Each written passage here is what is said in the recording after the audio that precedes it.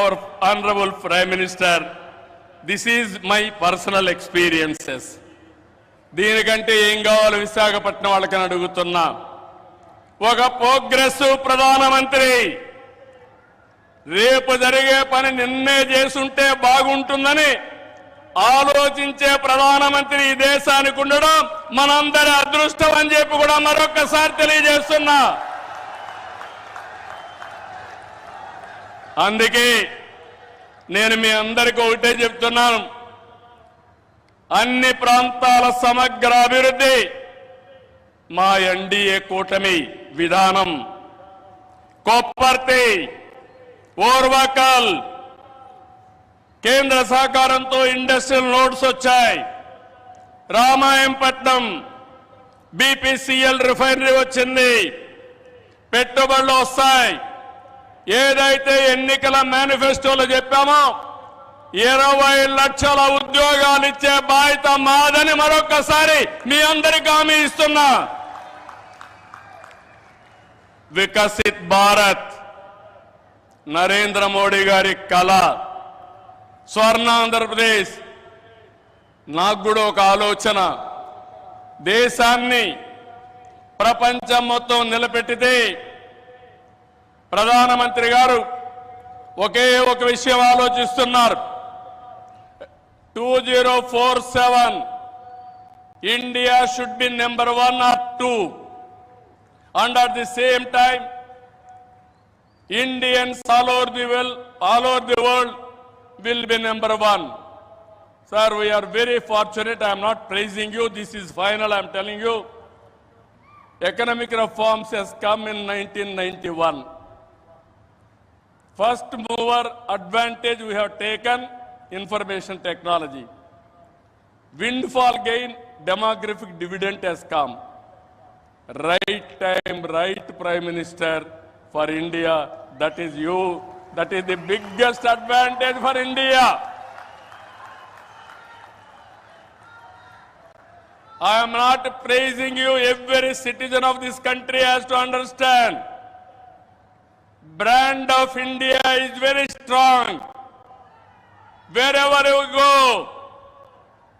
Narendra Modi ji is standing very tall compared to all global leaders. He is no more Indian leader. He is the global leader. Under his leadership, he promoted India. Sir, I have seen so many politics. Today, why I am saying all these things with conviction, I am talking. Under your leadership, India will prosper. That's where we are all proud of you, sir. It is going to happen.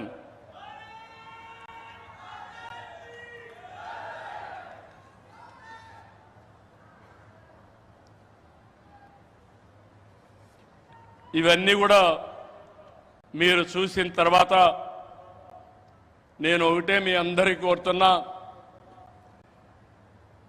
ఇవన్నీ నెరవేరాయంటే మంచి చేసే ప్రభుత్వాన్ని కొనసాగించాలి. మధ్యలో వచ్చే విధ్వంస పాలకులతో లక్ష్యాలు చేరుకోలేము.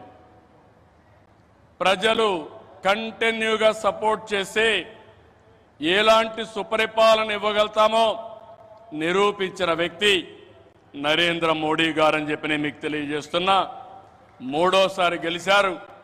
నా ఉద్దేశం ప్రజల్లో ఒక చైతన్యం రావాలి. నేను ఇప్పుడు వస్తా ఉంటే స్వర్ణ Andhra Pradesh, our honourable prime minister is referring to me. You have introduced Swarna Andhra Pradesh.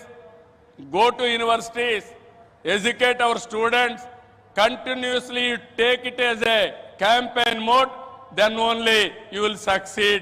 Andhra Pradesh will become 2047 Swarna Andhra Pradesh. That is what he is telling to me. That is how ఆయన పనిచేస్తూ వచ్చాడు. ఈరోజు అందుకనే మిమ్మల్ని ఒకటే కోరుతున్నాం, NDA బలంగా ఉంటే భారతదేశం బలంగా ఉంటుంది. ఇక్కడ కూటమి ప్రభుత్వం బలంగా ఉంటే ఆంధ్ర రాష్ట్రం బలంగా ఉంటుంది. డబల్ ఇంజన్ సర్కార్, డబల్ డిజిట్ గ్రోత్. అంటే కేంద్రం రాష్ట్రం ఇద్దరం కలిసి పనిచేస్తే రెండు ప్రభుత్వాలు ఒకటిగా ఉంటే రెండంకెల అభివృద్ధి సాధ్యం. అప్పుడే పేదరిక నిర్మూలన సాధ్యం. పేదరిక నిర్మూలన ఈ దేశ అభివృద్ధి నరేంద్ర మోడీ గారు దేశమంతా చేస్తే ఈ ఆంధ్ర రాష్ట్రంలో మా కూటమి తరఫున మీ అందరికీ హామీ ఇస్తున్నా, జీరో పావర్టీ, ఆర్థిక అసమానతలు తగ్గించే విధానానికి ముందుకు పోతామని మరొక్కసారి తెలియజేసుకుంటూ, అందులో భాగంగానే ఇది మొదటి అడుగు, మంచి అడుగు. ఇక్కడి నుంచి అన్ని జయాలే తప్ప అపజయం అంటూ ఉండదని మీ అందరికీ హామీ ఇస్తూ అందరికీ నమస్కారాలు. జై హింద్.